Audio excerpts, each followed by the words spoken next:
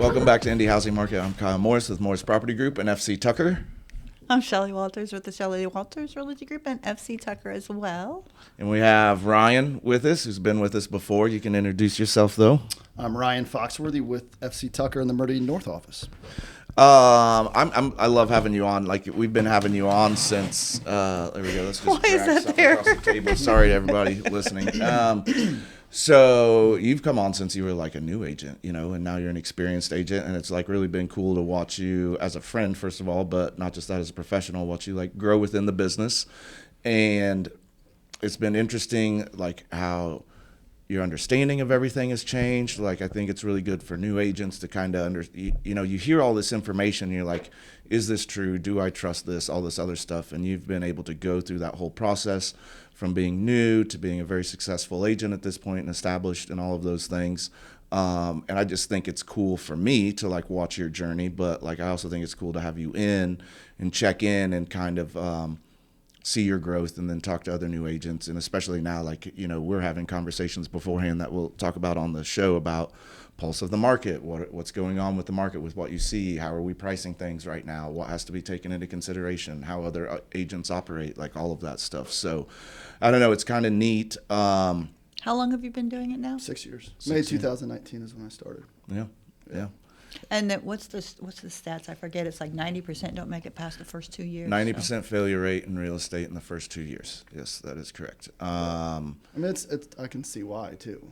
I mean, well, a lot of people, I always say this when Raquel was taking the classes, I said, just ask around why people are taking, because it's, you have your own time, and I can dictate my schedule, and I love looking at houses. And I'm like, what made you think this is what real estate is? Because it's the farthest. Well, that's easy. I know the answer to that. As somebody who, like, I didn't think of it like that, but my perception of what this industry was like was formed by television and social media. Yeah. It just was. I don't think it was anybody's fault. That's just what was out there to consume about it. And that's,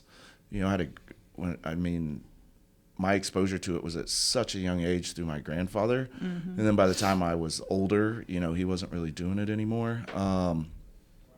But that's what you see, right? Like, you see this Selling Sunset or whatever. I don't even remember in what the shows movies. are It's anymore. always funny because there's a lot of movies. There's always the real estate agent, and it's like it's some kind of a classy job that they have to put in the show. I mean, it's not that inaccurate, right? Like, every perception or portrayal I see, it's like they're either rich or an alcoholic. It's pretty accurate, because of the stress of it. But I don't know. It's just been it's cool. Like, I know you listen to it, you reach out, and I always like to get new perspectives on here, especially with the seasonality of what's going on right now that we want to talk about with the change in the market.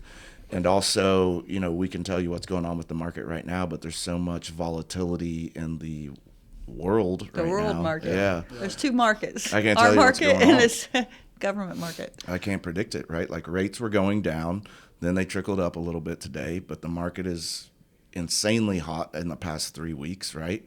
Last year we were dealing with this and we were saying it was going to be multiple offers above list, and it absolutely was March till the third week of April, and then it fell off a cliff, right? And so I don't know if that happens again. We've got tariffs, we've got all types of stuff. I don't know what any of that stuff looks like long term because I'm not an economist, but I do have general ideas.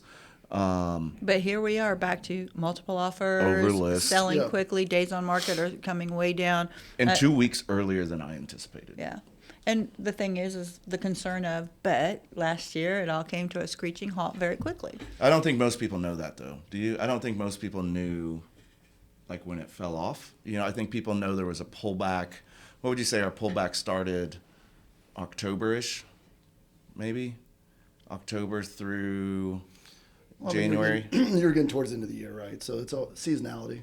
Yeah. But it was more than I anticipated for the pullback. But how much of that was rates and election and all that other stuff? Yeah, they always said the election was going to make the rates come down, and then they said the first of the year there was always a push that it's going to come down for this or that reason. And I think that's where we're seeing these past 3 weeks really take off, is that they aren't. And people are just like, okay, it's not going to happen. We've waited long enough. One of my lenders I'm working with this weekend on a deal told me that his phone blew up with 20 new buyers trying to get their loan process started. He said, I just hit like a ton of bricks, and I know we were getting multiple offers on our listings, and buyers that we're working with had to pay higher for the multiple offers. I can't speak. So I saw it. We have past 3 weeks. We have 26 active transactions and 6 listings we're about to put on the market in the next 2.5, 3 weeks. That is early summer type numbers. Yeah. Right? Well, and I know that Tucker just did their state of the state of the market, and they said this was interesting. I wrote it down. So active listings are up 17% in February. That's from the last February. Mm-hmm. And then they were also talking about for us in Tucker in January, our listings were up 46% just in Tucker. So listings are back, but that's still, usually that would mean we won't have multiple offers as much. But I think everything just kind of the pent up demand or what listings are up, more buyers are out because they quit waiting. But you had an open house this weekend, Ryan, on a good house out in McCordsville over in my neck of the woods, and you said it was slammed. Yep. Were most of them did they say that they were represented already, or? Yeah, most of them. I mean, you had your standard 2 or 3 groups that were neighbors. Right? But for the most part, I think we had 11 groups go through. That's a lot. Yeah, it's a lot of traffic. Especially when it was nice, right? Was that the nice day?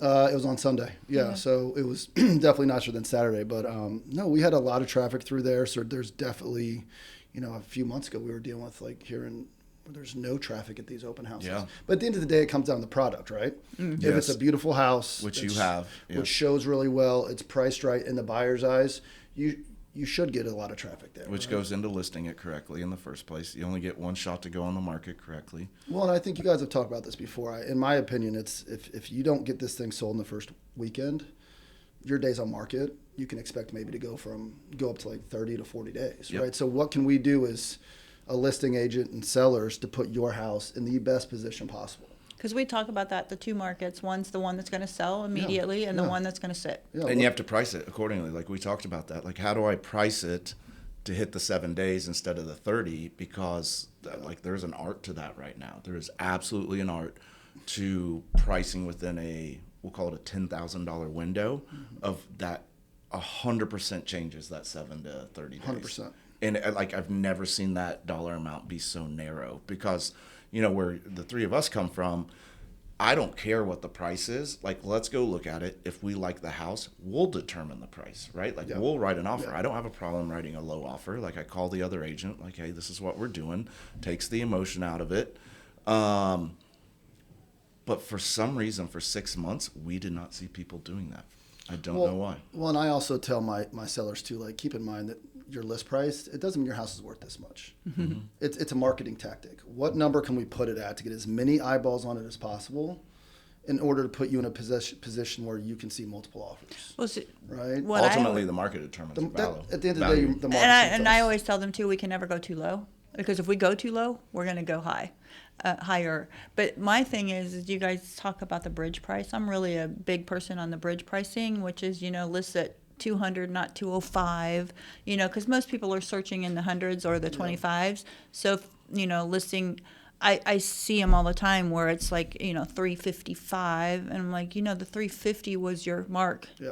You never want to miss those marks by 5,000. So you're going to miss the 300 to 350 buyers. And the 350 to 400. Right, so you're getting twice the buyer pool. Yeah. And at 305 or 355, you only got 1 buyer pool. And this is the other part of that. You're at the lowest of the 350 to 400. If they can afford a 400, they're probably not going to like that 355. Correct. Yeah. So there's so much art to pricing a house other than what do the comps show you? So I'm surprised more agents haven't adjusted to that. So when somebody gives me their price range, I'm usually 15 high and 15 low on a search. Just because if it's too high, it could end up having a price reduction that drops it down 7. That then puts it in our ballpark when it comes to negotiation, right? So for me, I know that happens. So if somebody's like, hey, we want to look up to 400, their search is usually 411 on the top end, 415 for me. Yep. So they can have it on their radar if it drops or whatever it may be, or And I do it on the bottom end too, because you might be able to find something that's like, oh, that looks just like the other one. It just needs some carpet and some paint. I'm surprised more agents don't do that. I guess I've never talked to other agents to know if they do or do not do that. But what you're talking about was always kind of taught to me when I was brand new. And so, like, I just adjusted to it to make sure that didn't happen. The only way I think that bites us, and that's where I have to have the conversation we all do with our buyer, is you tell me you're not going to go above 400. My search may go to 410 for those other houses. But in the market, as we're talking about, with multiple offers, she cannot look at the $400,000 house on Friday when it hit the market today. No. Because that house is going to become 420, 430 maybe if it's a really great house. So that first weekend, if your top is 400, I think we need to look at 380, 390, and then we can make the adjustment. But if they go in and love that 400, so did probably 8 others. So it's really it's all an art. But we discuss with our clients when we first sit down with them, where's your top point, right? And then we tell them the days to look are Tuesdays and Thursdays, right? Tuesdays is for something that made it through the weekend. Right, and so if it's on the top it's that end, second market. correct, it becomes a second market, and Thursdays is for new houses, right? That's what we do. Well, so we're like, don't look every day, just Tuesdays and Thursdays. Those are the days that matter based on your price point. So what I saw yesterday, because I have a lot of searches with my clients, but also for me, how many houses hit yesterday? I haven't seen so many Monday listings in a long time. I've noticed that a lot over the past month. I'm seeing like Tuesday listings. I don't know. I'm not going to change what I do. I'm just curious. What do you list on a specific day? Typically, I'm photos on a Thursday, list on Friday, showing start Saturday morning. Okay. That's typical. But at the end of the day, it comes down to my sellers. So the reason that's how I used to be. This is why I changed. So if I go live on a Friday, the auto emails we've talked about this. goes out at 8 a.m. and office staff won't turn it live until 8:30, and so I miss the Friday emails. So that's why I did it Fridays forever, and then I switched to Thursdays, and it gives me a bigger window to actually get it in on Thursday. Well, my hope is that these buyers that are out there right now, given the limited inventory, their agents have them set up on the search that's ASAP. Correct. You get There is the that. second There is it hits that. the market. That's what I'm doing for my And buyers. you can have it set up only once a week. Could you imagine? Yeah, all the houses that you send to me are always Are gone. sold. They're pinned Yeah, up. Why? Those are the buyers that just want to look at how they're not. They're not How interested, often do you know? your clients, when they send you the house, are they sending it to you through homes.com? Zillow all the Zillow, I'm time. getting a lot of Redfin? yeah. I rarely see them be like, hey, on the email that you sent. Well, that's the thing. Like, I've got one of my buyers I actually reached out to this morning. He's got a big area that he's looking for, and I hadn't heard from him for a little bit. And I reached out to him just checking in, and his response, because I want to make sure he's still getting this. Your I knew emails, he yeah. was, but I wanted to confirm it with him. And he said, still looking, just waiting for that perfect house. Redfin is great for us right now. So, like, he's using Redfin to... Is he from the West Coast by chance? No.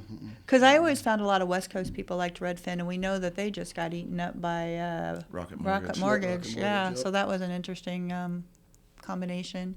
But I also Zillow, saw- they send me Zillow, and in my head I'm like, why aren't you sending me Zillow? You're not even using what I'm giving you, which is even faster than the Zillow. But people love Zillow. Zillow's great. Let's be honest. It's It the is. most user-friendly It platform. is. It really is. I don't have a problem telling people like Zillow's fine. I don't ever judge my buyers on how they want to find the homes. Right. Yeah. I'm here to help you with. I can get you searches on my own accord if you want, but at the end of the day, if you want to use Zillow, Have at it. have at it. You know, It's so easy. It's like social media these days. I do think it's funny when you list a house and your clients are like, oh, it's had this many views. And it's had this many saves. I'm like, yeah. brother, people use Zillow like social media these days. Like they scroll it just to like. See pretty houses. Yeah, they do. Like that does not mean we have that much interest in your house. That means your house is that pretty, but that is not all. And we don't buyers. know what the demographic is of those likes. It could be agents just looking at it saying, oh, this is a good one. This could be a potential one. Like, so it's kind of like with estimates. Yeah. Like, just, yeah. like, okay, I get it. You think your house is worth this much because of this estimate. There's but then nothing like sitting with a seller and, well, Zillow says, and you know what's coming next. And I'm like, no, that's Again, why you it's have me here. Well, it's the thing. Zillow hasn't come in your house yet. They didn't know that you just added this $80,000 kitchen or put on outdoor living space, So the way they do it in their algorithm is very similar to like a desktop appraisal. And we talked about this, I think, 2 weeks ago about a HELOC I did on my house for the pool. And they pulled comps, 32 comps, and 6 of them were still active houses. None of the data was correct. Well, I don't want to say none of the data correct. 20% of the data was incorrect on any given house, whether it be mine. Like I have a 3-car garage. It said I had a 2, blah, blah, blah. Yeah. It pulled stuff. Like I live in McCordsville, so it was pulling stuff from rural communities instead of other. Even then, like they could have just done it with the houses in my neighborhood. And it was $100,000 off on price. And I was just like, and they don't even have a process to be like, hey, this is wrong. I was like, whatever. Well, and I think we talked about that is my sellers will say something like, oh, we had an appraisal for our second mortgage, or we had an appraisal for what addition one. I go, nothing matters until your mortgage company does the appraisal, because those are the ones that are sticklers on exactly what it is. And they come in your house. Yeah. But they just don't do the full, full searches and all that stuff. They just put together numbers to see if they can match what you're needing to do. Mm-hmm. And real appraisal is from the mortgage companies. Yeah. And so I never want my sellers to think they can use those, good or bad. But they think that they're an appraisal, so they're an appraisal. But there's two kinds. But it's a good guide as a starting point, right? Now it could be, I usually tell people it can be off by 20%, like high or low though, right? So, I don't know. I think it's a good starting point if people are just like starting to get in the market. Like, I wonder what we can do. Like, find that out. If that kind of works for you, then reach out to an agent and kind of be like, all right, what are these real numbers? And we'll decide what we want to do. But we're talking about the market. I just looked back and, 2 weeks ago we had more inventory go on the market and more sell. But like even with this week, I am double the what went on the market in a week than I was a month ago. Yeah. And it's getting eaten up pretty quickly. Yeah. I am seeing a lot of stagnant properties sell, which is really good. My average days on market for both Fishers and Nobles was like 10 and 11. But that's the median. The average is like up around 50, but that just goes back to like we've had stuff sitting since December and all this other stuff, and I can see that stuff is moving. We've had stuff that's been sitting since October that is moving, right? And so it's just going to impact that number. But on both of mine, like, I didn't really pick up that much inventory. I hope the general public understands how amazing a median day on market of 10 days is. It's insane. It's like, think about years ago it was taking 3 or 4 months to get a house sold. At least. Now we're talking or 6. This should be under contract in 10 to 12 days or whatnot. But you have to fantastic. know, too, what that means, the days on market. It could have pended or started the process of negotiations the second day. Yeah. Because the pending date is when it was all finally cleared. So even a 10 could really have meant it sold within a couple of days or had the negotiations started. Mm-hmm. So that's usually a pretty good number that's maybe even lower. Mm-hmm. But so we were also talking about, so Shelly, you saw something and sent it to me that 11% of all FHA are in default, so we got some information on that. And to be considered in default, it is 120 days, and so that's a higher number. It's the highest number I think in since 2010. They said since 2010. But what does that mean, right? So we were talking about if you can buy a short sale or a foreclosure, and so most people don't understand how those work because all of those are a longer process than the normal process. Short sale is 4 months. Foreclosure is going to be totally different depending on whether you get involved in it when the bank has it or if it's a sheriff's sale. If it's a sheriff's sale, like you better have cash. Yeah. Like that's how that works. Yeah, they're right? not taking anything else. Yeah, and so we get people who ask us like, this is in foreclosure, what do we do? Well, like if you're contingent, like if you have to sell your house to buy a house, like you're not getting one. No, of those not houses. with any of the bank stuff. You're not no going to way. get it. Bank's not going to let it happen. They're just not. Well, the reason when I saw that, it was correlating with what I was seeing. So last weekend we made an offer on a bank owned. And then this past weekend, my client sent me a short sale, and she said she wanted to see it. And I said, short sale's like 4 to 5 months, maybe 3 if the process has really started with clearing the liens. But I'm like, you need to be in by May. We can't do a short sale. So, I was around in 2008, 9, and 10. That's when I started, and I was short sale certified. So I understand what a short sale is, and I understood what to tell my buyer when she says she wants to see it. So there's a lot of agents, neither one of you guys went through that, but there's a lot of agents that may not know what that means. And if it has to be disclosed, it's a short sale. If you see that, you got to take into consideration if that's going to be right for your buyer. And I will remember back in the day that short sales were almost always investors because they could not wait that long. There's not a lot of buyers. And there's a good possibility, maybe, that short sale is not going to be okay at the end of that 4 months, and they're going to move forward towards foreclosure. So you have no guarantee. So your buyers are we starting to see these? I've seen 2. I haven't seen any of that for, I don't even think since 2010 or 11. I never came across them. I say 2 in 2 weeks and then saw that come out. So it's kind of like, where are we going with this? Which is weird because the market is intense right now, but people are also struggling, right? And so for anybody who doesn't know, a short sale is when you are selling a house at a value that is less than the mortgage owed on it, right? So that's the definition of it. Not just you're short on what you owe. The liens against the property, right? Yeah. And then a foreclosure. So a short sale is preemptive of a foreclosure, would be the best way to describe it. A foreclosure is the bank has already taken control of the property, right? And so that's a little bit different as well. And so it's one of the things that I think a lot of agents and a lot of clients don't understand is it's so different because they don't care about your deadlines. You can say, hey, here's my offer. It expires in 2 days at like 5 o'clock. Yeah, give a they 2-week deadline. Because the way the banks work is they meet about their the properties that they're involved in, sometimes once a week, sometimes every other week, sometimes once a month. And they aren't going to discuss your offer until they sit down again, most likely, right? Mm-hmm. And even then, you get a counter.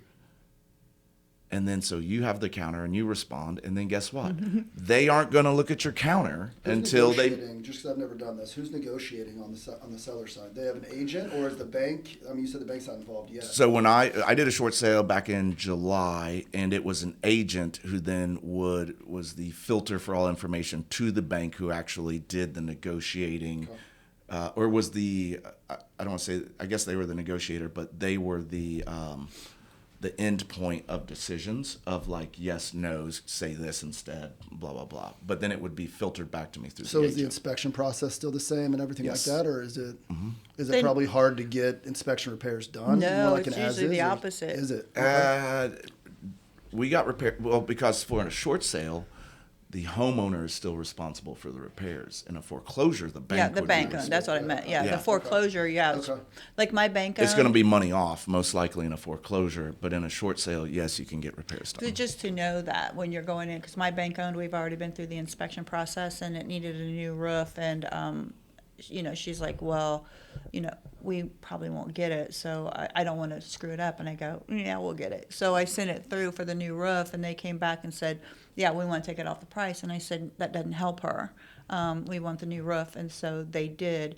And I have found with bank owns, they want to sell this property. Yes. They do not want to start all over. So many times they'll do it. But yeah, the short sale, there's a reason many people are in short sale. It's because they've lost income or something's happened and they don't have that money to do a new roof or anything like that. They just don't. And many times they're as is. But the short sale process is the seller agent needs to know what they're doing. I mean, I highly recommend don't take a short sale if you're not certified in it and you've not been taught how to do it. Because I have seen people lose their homes when the short sale did not go through correctly, because there's only a certain time you can do the short sale before it just starts the foreclosure process. Even if they see that you're in working order of trying to do it, but if it's just not being done properly, the bank will just get over it. But back in the day, and I don't know what the number is today, it cost $90,000 was what they said for a bank to foreclose. So they don't want to. Everybody thinks that a bank wants to own your house. They do not. No. I assure you. They want to collect the interest and do nothing because they're going to lose money owning the property. Because they own those houses, and they don't usually get around to getting them into the public. Sometimes for 2 years, basements flood. I mean, the movie Short, I highly recommend, is something to go watch and stuff, just to see what that was like, because it's very close. But what you happen to Big Short with thank you. Christian Bale. Yeah, just a really good thing to see what it was like back then, because it was, a really interesting time period. So is the ideal buyer for these short sales just someone that has flexibility and timing? That's it. Mm-hmm. That's really what it But they're comes going to down get that thinks they're going to also get a good deal. And cash. Mm-hmm. You, you don't have to be cash. I mean, usually cash would be much more helpful. But yes, you can get a deal on them. Mm-hmm. But here's my question, though. I'm sorry to cut you off, but why would and I'm uneducated on this, but why would a seller go into a short sale versus just, hey, let's just get an agent and put it on the market? Like what? So is the bank starting to get involved now? the one I dealt with, they would have had to sell at $300,000 over list. Because there's too many liens rolled into it. So what short means Gotcha. is you are short on value compared to what you're going to get. Gotcha. So if you list at 300 but you owe 360, you can't close. So they have to go through the short sale process, and usually that's where people were saying, what should I do? Some people's idea was, I'll just stop paying my mortgage. Yeah. I quit. I'm done. Let them take it, because it would take up to 2 years potentially for them to come get it. We'll take the 7-year hit. We'll deal with it. Yeah, because you're now, got a really bad hit on your credit. Yeah. But the families that didn't want to have that hit on their credit because they're going through a hiccup. Yeah. They don't want to have this huge problem. They can call the bank and say, I want to do a short sale, which is telling the bank, I want to sell it, but I want to be able to sell it and not come away with a really big ding on my credit and a bad situation to move forward, and I'll never be able to buy a home again. You need a proactive seller who's willing to step into the fear of calling the bank, right? Yep. Foreclosures are interesting, though, because I've dealt with people where, to what you were asking, I've gone in and people are like, hey, we're getting foreclosed on, blah, blah, blah. And I'm like, all right, show me what they've sent you. What's our timeline look like? And here's what we're going to do. We're going to get on the market. Give me 2 weeks. We're going to notify the bank immediately that we're going on the market in 2 weeks, because as soon as you get an accepted purchase agreement on a house on the market, all foreclosing proceedings cease until it were to fall out of contract or whatever. So like once you're under contract, it's not going to get foreclosed on unless it falls out of contract and then proceedings start again or whatever. But usually that's going to be, a foreclosure is going to be priced in an agreeable manner that you're going to have traffic on it anyways. So if you are receiving foreclosure notices, you can absolutely still sell your house, absolutely still make money, and you're fine. Like anything you owe is going to get taken out of your net proceeds and paid back to the bank. But I mean, But a foreclosure doesn't mean you're behind in equity. Like no, just in payments. Yeah. You can just you'd have have 50 G sitting there. Yeah, you could have a lot of equity, but people just get deer in the headlight when they get that foreclosure notice, and they're like, well, we haven't paid for 6 months. The bank's taking the house. Now what do we do? And it's Well, like, sell it and get your 50 grand out of it. Because there's a lot of shame around it, when in reality, like to your point, like it's a hiccup. Like shit happens. You know what I mean? People lose jobs. Family members get sick. Like accidents happen where people get hurt, or like whatever it is. Like it's just not that deep. Like let's get you out of the situation. I bet we help consistently 1 to 2 situations like that a year. I'm just glad somebody reaches out and I'm like, yo, like we got you covered. Like we're fine. Like I can literally sell this thing up until the day of a sheriff's sale. Yeah, until they come on the door, literally come into and tell you to get out. You have 20 minutes. And that's what the Big Short showed was, if you get that far, this is why you need to plan and get ahead, because if you say, I'll just stop paying and let them come to the door, they don't tell you when they're coming. Yeah. They come to the door and tell you to get out. Yeah. And you take what you can grab in 20 minutes, and that's the bad part. So you can be in control of everything when you're losing your house, short sale or whatever. You can really, you still have a lot of control. And I think a lot of people think, that's it, I'm done. They told me that they're going to take my house. Well, they're meeting every month. It's going to take them a while to get to you twice or 3 times and say, remember, 123 Main Street, we have to go get that. And then next month, okay, when do we want to do that next month? Well, how about we go do this?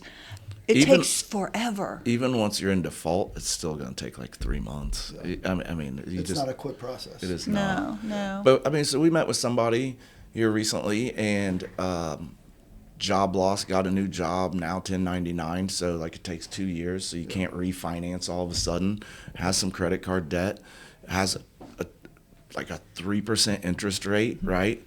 But it's hard for them to get out of the credit card debt because of the situation they have. They have a ton, like $100K in equity, and we went there and I went through all their debt or their payments, like what they could make and all that stuff. And we looked at it. I was like, I can sell your house. We can pay off all this. Your payments will be this, and you can rebuild. Or you can keep your house, file bankruptcy, get rid of all this credit card debt, stay here with the 3% and the equity.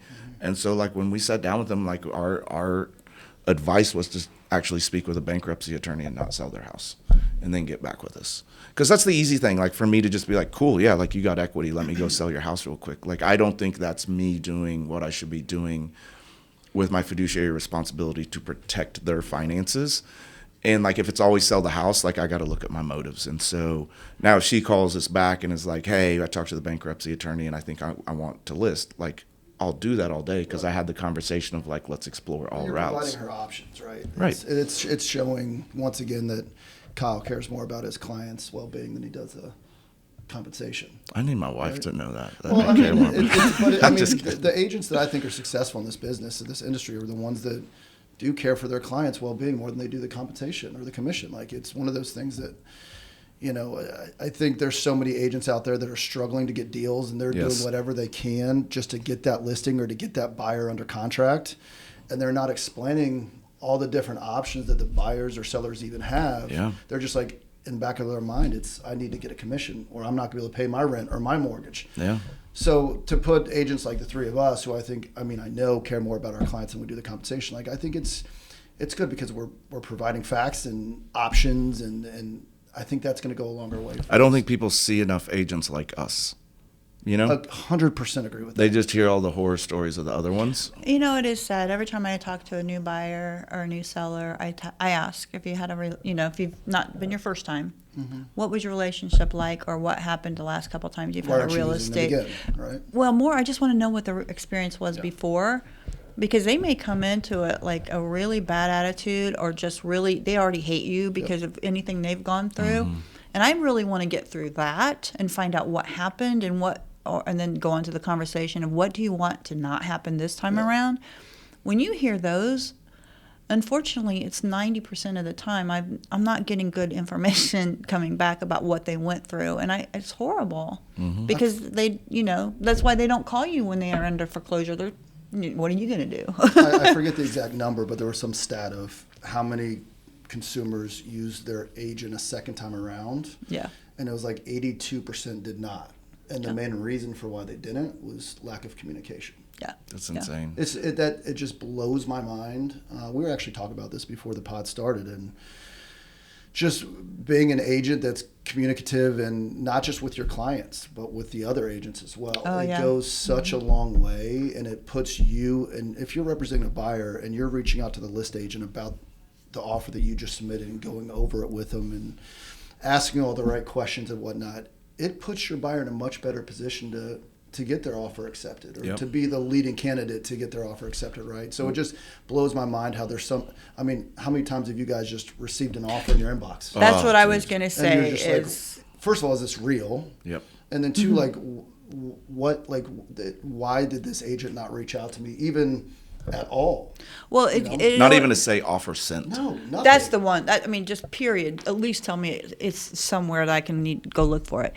But the thing I really am amazed about is, like the one I just saw a couple weeks ago, it had in there that all offers are due by Sunday.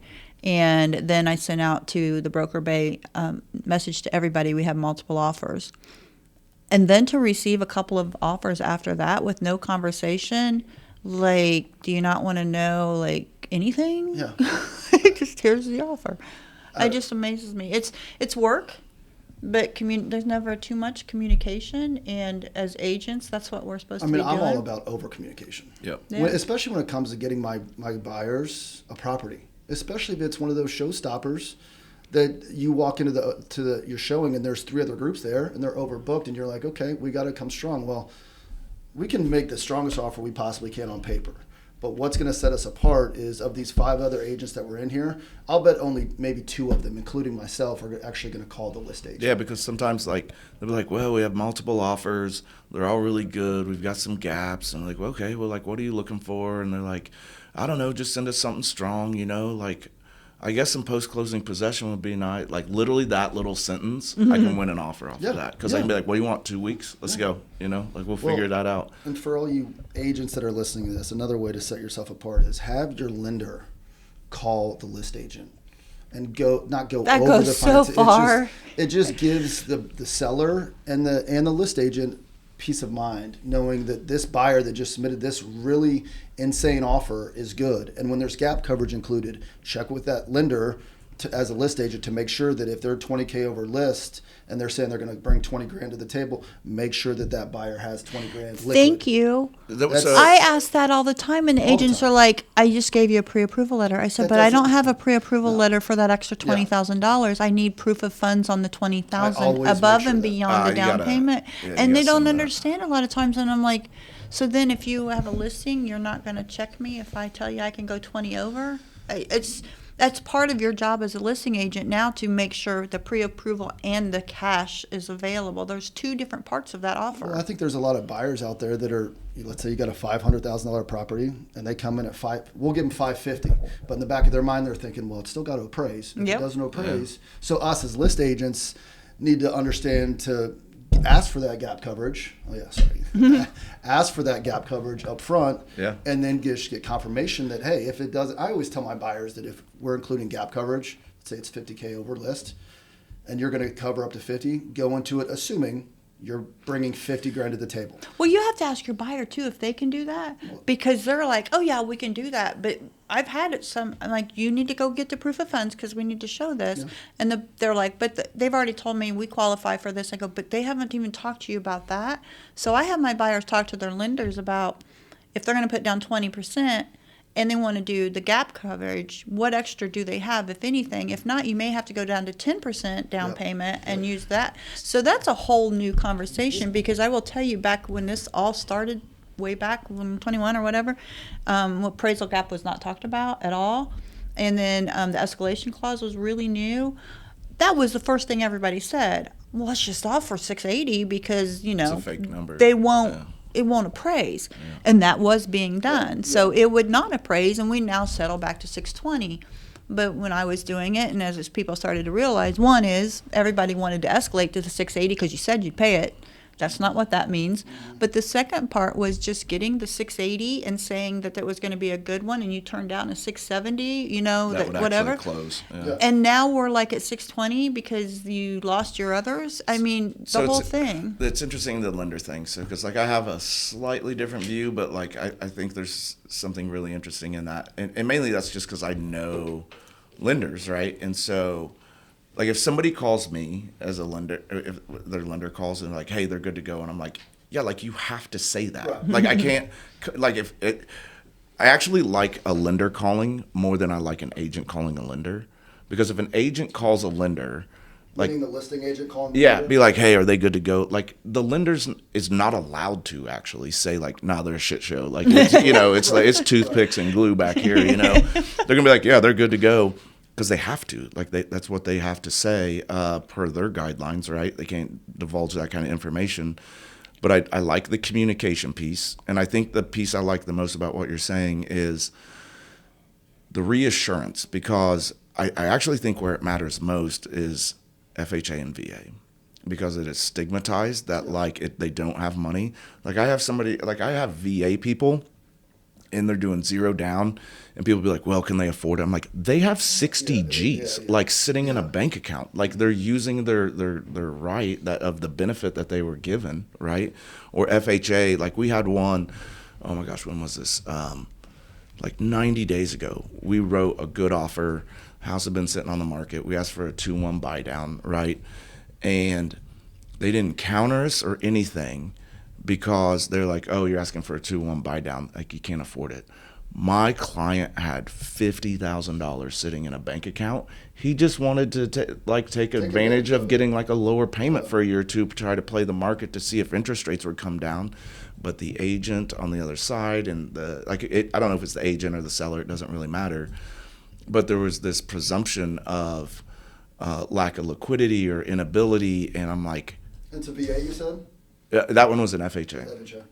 And I was like, are you crazy? I think that's just where it comes down to talking with the lender. Well, so what I do is like I call as the agent, and I'm like, yo, this is what we're doing, and we can do it. Now, I didn't do it on that one because I was in the middle of negotiating, and it wasn't like, it was not a competitive situation, so we were just doing it. But then when we got the response back, that's what was received.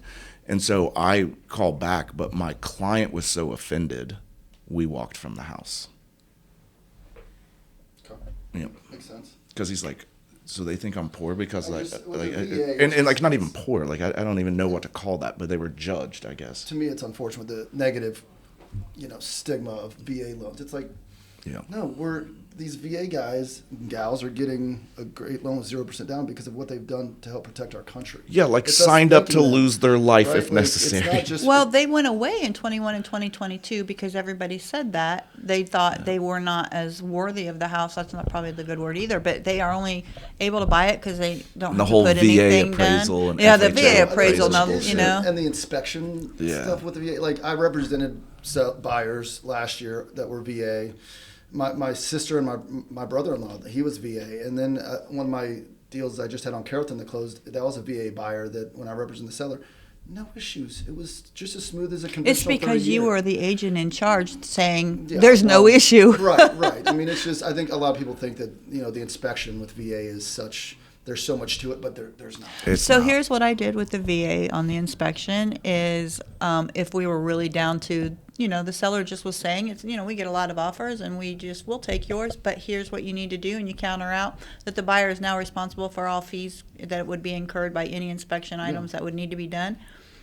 And a lot of the VA guys were, I probably did it 3 or 4 times, but if you think your inspection is going to cause you that much trouble, you're probably assuming you've got things wrong.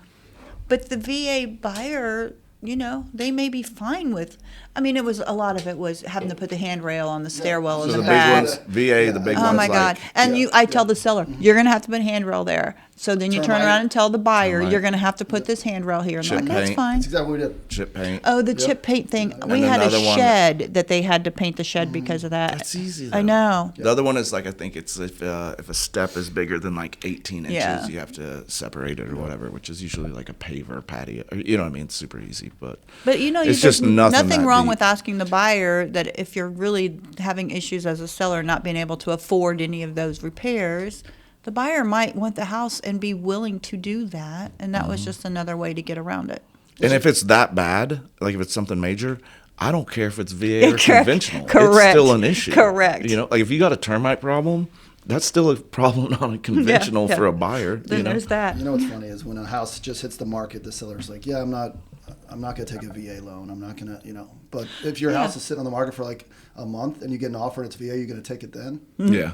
Yeah, And I'd be like, of course you would. yeah, I'll go offer you $100,000 less. I'll get it conventional and buy it as an investment. Like give me a break. Yeah. Oh well.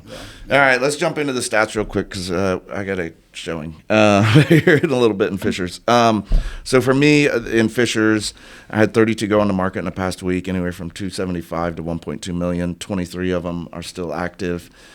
So only 9 of those pended in a week, but 31 pended last week, right? So I only picked up 1 in inventory.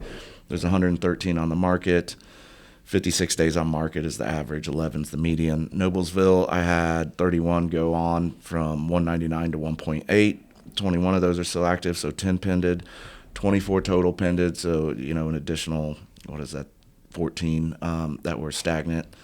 53 days on market is the average. 10 is the median. So, and 114 is the inventory, which is actually, as I look back, down significantly. If I go back to January, I had 142 on the market in Fishers, and if I go back a little bit before that, I had 185 active on the And market. you're at what? One I'm what? at 113 in Fishers right now, and so And everybody's that's all price points. We always have to say. right. And so we need to do another podcast of like breaking down the price points of what hey, I got yeah. 113 on the market. Well, like we got like 5 at 300 in the 300 400 range, and then you'll probably have like 15 in the 400 to 500 range. But it's weird because when I look back to those, that I have less inventory, but I have more going on the market. So what we don't account for is the churn rate or the burn rate. So I actually have more going on the market, less is just staying on the market. Does that make sense? Right. So it's weird, and the numbers are like 113, but I also have double the amount going on the market every week. So that also would imply an increase in buyers currently. Absolutely, yeah. And that's what we're seeing. Mm-hmm. Yeah. Well, and can I say, listen, I listen to your guys' podcast every week, and I love the stats segment of each podcast. And us as agents that have been doing this for a while, we always get asked, how's the market? Yeah. And to me, back when I first started, I was like, the obvious, oh, it's great. But it's so hypersensitive. Like, Yes. well, let me ask you that. Are you a buyer or are you a seller? If you're a buyer, are you looking to get in West Carmel between $400,000 and $500,000 that's turnkey? It's going to be tough. Yeah. Or are you okay with going in Westfield for a new construction? We have a lot more options there. And then from a seller standpoint, is your house turnkey? Is it decluttered? Is it going to be priced right? So there's all this stuff that goes into these stats. And as far as like, it's good in this area versus the other. Because you have to break it down. Because You we have to talked break about, it to your down. point, so it's like, you know, when was this? This was like January, December. Like if you were in the 400 to 500 range in Fishers, you were a dime a dozen. Oh, there was absolutely. like 30 of them out there, and they were all dated. So if you're a seller, you're basically screwed unless you're perfectly updated. And if you're a buyer, you got all the leverage in the world. I just think it's an easy out for an agent to tell someone, oh, it's a great market. Yeah, Like, that means no, they don't like- super know. Yeah, that doesn't mean anything anymore. It doesn't mean anything. Go into more detail and ask more questions about that particular individual and what they're looking to do. Yeah. And most likely they're going to say, oh, I'm not looking to buy or sell. Yeah. Well, Well, that's you never easy. I know. can give you the details. I'm Exactly. like, So like good as bad. I love these stats and I think they're very helpful for agents, but at the same time it's like agents have to understand, like, you just don't go telling a client that it's a great time to buy. Well, You got to know what the stats mean. You got to know what they mean. You Well, have to. as a listing agent too, you need to know your stats of what you're getting ready to walk into and prepare your seller for what Yeah. they're getting ready to walk into. Yep. Because if I say this all the time, they always get told that the house down on the same street just sold in 2 days for 50,000 over list, and you look at it and it was 2 years ago or something like that. They just hear through the grapevine. But if they're thinking it should sell over the weekend, you're getting ready to walk into a really hornet's nest because all of a sudden you're still on the market 30 days later. You need to know your average days on market. Median is great, Yep. but average is average, and that means you may be the average person. And you don't want your seller hearing from the neighbor next door, the market is great, you'll sell immediately, and you didn't have that conversation. Yeah. Because then you're really, man, I used to hate being on the market 6 months later and a year later. That used to be a thing. Yeah. And you have to talk to your seller every week and explain what's going on. And we used to have the showing stats so that we could see how many showings happened in that price point. I mean, we had to get really detailed every week almost to see You how know how we're hard doing. that is when there's no change. It's like, well, what is it this week? Well, no showings. But guess what? Nobody else is having Yeah. showings. Yeah. And we've got 5 that dropped their price, and they didn't have showings. You know, Yeah. like some of us How do we just. get those stats back? I know I mean, Broker Bay that's- has to that do was- it. It That was was a showing time. It was Showing showing time. time. I It was loved having that. It was fabulous. And the thing about it, though, like you said, though, if you say, before you call the seller, you see yourself and your listing had no showings, and from 300 to 400, every house in that price point was having 10. You You need to have a adjust. problem. It was a Exactly. great way for you to be understanding. Oh, we have a problem. Well, it's actual data. Yeah. Right? Mm-hmm. And It's facts. data, it's facts. So like when we go and price a house, we base it off of comps, aka data. Well, right? So yeah. it's like, why if we had that data back in front of us and accessible to our sellers, it's just, I think it'll put them more at ease knowing that, hey, you haven't had any showings this week, but neither did the 3 other properties that are just like yours, that it's not just your property. you Well, it's know? also a great way of picking a price because you could look at the listings and say if everybody's in 400 to 500 and there was very minimal showings, but that 500 to 525 had a ton of showings and there was only like 2 houses, that tells me that's where the buyers are today. And I can price it. And we there. need to price a little bit high just to get to where the buyers are. It was a great stat to have, and I've actually should talked come a couple back. times about it, but Broker Bay doesn't offer it. But Brad, we've had a conversation with Brad Coughing about somehow getting it back, and he was going to see what he could see, but it was a great stat to have. Well, I think it's just about, setting every single possible expectation you possibly could with your sellers. Like, listen, I stage all my listings for a reason, but I also tell my sellers that even though the house looks absolutely amazing, there's no guarantee Yeah. that we're going to sell this in the first weekend. So you just have to be prepared for that. And I don't want you, if it doesn't sell after the first weekend, to start getting upset with me. Like, let's talk about it now. This is what it could look like based on the data that we're seeing, average days on market. So Yeah, well, average days is what we always look at, but we want to throw the median in there as well, so you can just see kind of both. Carmel had 50 hit the market. That was a lot more than we've been seeing. 22 of those 50, so almost half of them did pend. A total of 31 pended. So in the past 7 days in Carmel, the average days on market was 21. The median was 5. That's been the same for the actual 30 days on the sales in Carmel. There were 77 that sold in the past 30 days, and days on market was 28 and 5. So it's not really changing, but it's staying good. Those are good numbers.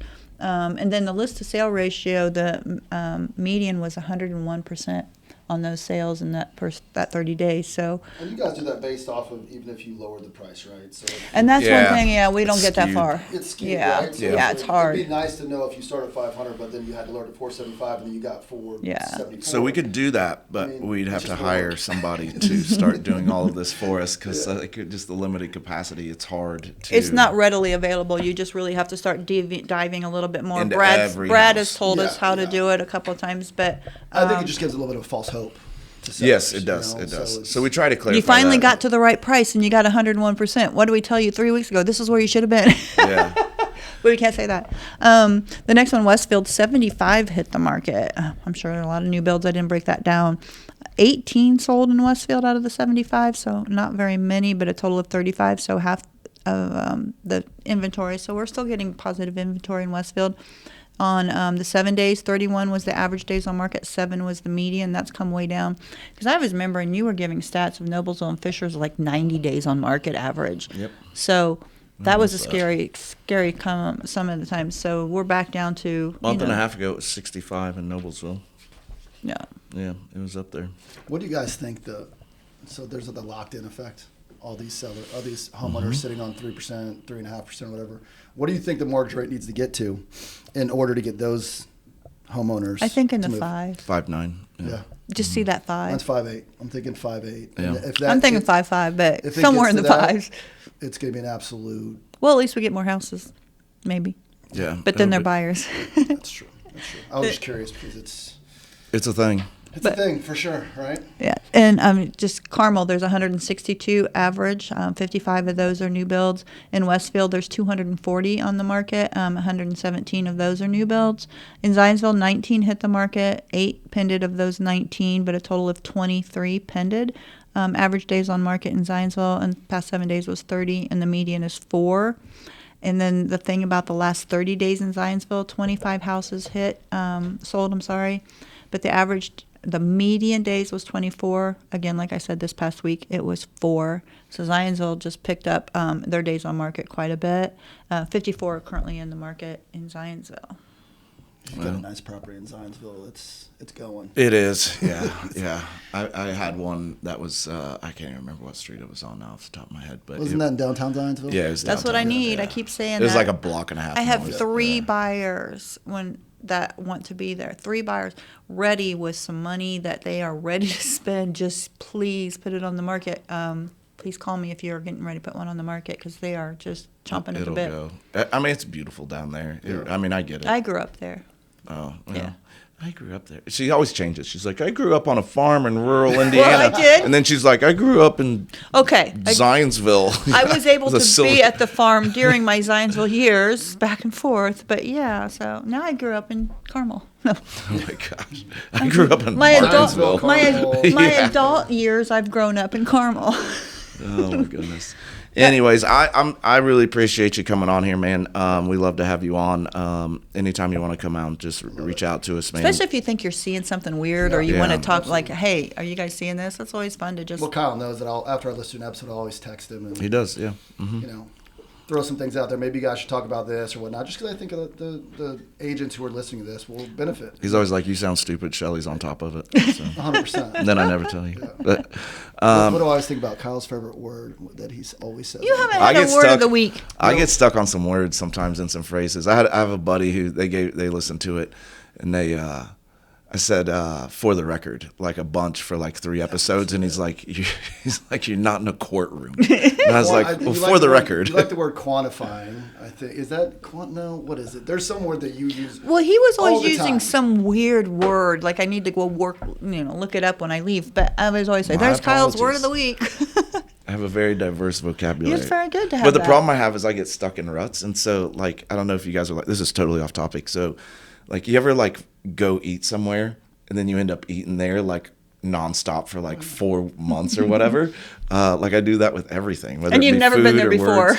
words. So, like, I mean, I went through, like, a Culver's phase for, like, 6 months. Then I went on a Taco Bell phase and then, like, a Burger King phase or, like... All fast food phases, right? Yeah, oh, yeah, because I eat so healthy. But, I don't know, like, this... My brain just gets like hooked onto something, and it just, as we all know, actually. But I don't know. That's funny. Let me know what you think my word is. I would love for people to just send me like words to like slip in, like the phrase that pays, like something like There you that. go. They get a Starbucks card if you Because slip every it time in. I hear you say it, I'm like, there goes Kyle with that word again. I'll text you when I think about it. I can't think off the top of my head. Please do, because then I'll be like super self-conscious and never say it again. Or So, you'll say it too much because you're trying not to. yeah, I'll give you a shout out every time. So if anybody wants to shout out to you, how do they get a hold of you? Cells 317-701-0526, and it's emails Ryan.Foxworthy at Talk to Tucker, and I'm on social media like everybody else. Yep. So.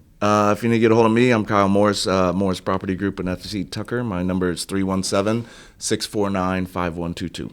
I'm Shelly Walters with the Shelly Walters Realty Group in FC Tucker. Phone number is 317-201-2601.